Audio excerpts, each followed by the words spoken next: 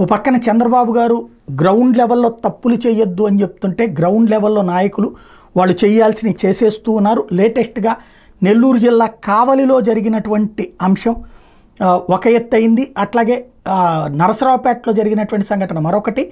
అలాగే ఏదైతే కొత్తపేట దగ్గర జరిగినటువంటి ఏది మన అంబేద్కర్ కోనసీమ జిల్లా కొత్తపేట మండలంలో జరిగినటువంటిది అర్చకుల మీద దాడి మరొకటి.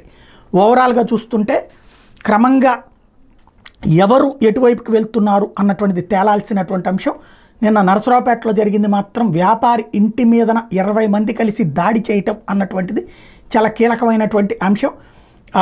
ఏవని భార్యాభర్తల్ని వ్యాపారుల్ని కొట్టి ఊరు వదిలి పొమ్మనమని చెప్పడం అన్నటువంటి చాలా కీలకమైనటువంటి అంశం.